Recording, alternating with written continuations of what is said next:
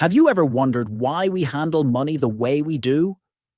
Why do some people feel comfortable spending while others fear losing every penny? Money isn't just numbers in a bank account. It's deeply tied to our emotions, beliefs, and life experiences. In this video, we'll explore the psychology of money, how your relationship with money affects your life, and how you can improve that relationship to achieve greater financial stability and happiness. Our relationship with money starts early in life. The way we were raised and how our parents handled money plays a huge role in shaping our financial beliefs. For example, if you grew up in a household where money was a constant source of stress, you might develop a fear or anxiety around money. On the other hand, if you grew up in a home where money was seen as a tool to achieve goals, your relationship with money might be more positive. Example: someone who grew up in a financially stressed household might develop a fear of spending.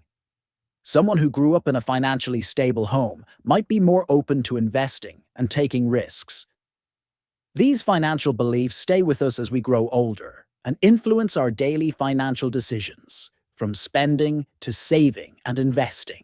Psychological money personalities. 1. The saver. This person feels secure when they save money. They might have a fear of the future or a lack of trust in financial stability, so they prefer to hold on to every penny. Tip: if you're a saver, try to balance saving with enjoying life. Money is a tool, not the end goal. 2. The spender. This person feels happy when they spend money. Spending might be a way to compensate for feelings of inadequacy or to seek instant gratification. Tip: if you're a spender, try setting a budget and prioritizing your financial goals. 3. The avoider. This person avoids thinking about money altogether. They might have a fear of dealing with numbers or a lack of understanding about managing money. Tip: if you're an avoider, start small by tracking your spending or reading a book about personal finance. 4.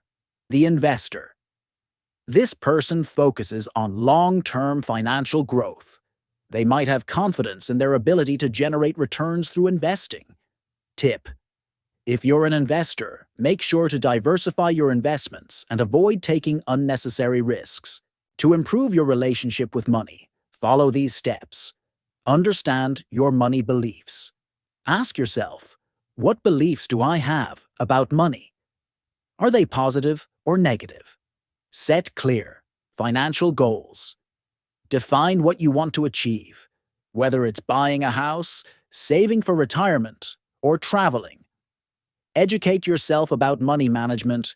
Read books or watch videos about how to manage money and invest wisely. Change your money habits. Start tracking your spending, create a budget, and save a portion of your income regularly. Seek help if needed. Don't hesitate to consult a financial advisor if you need guidance. Money isn't just numbers. It's a reflection of our values, beliefs, and experiences. By understanding the psychology of money, you can improve your relationship with it and make smarter financial decisions. Remember, the goal isn't to be rich, it's to be happy and financially stable. Share in the comments. What's your relationship with money? Are you a saver, spender, or avoider? Let's learn from each other. If you enjoyed this video, don't forget to like, subscribe, and hit the bell icon for more inspiring content. See you in the next video.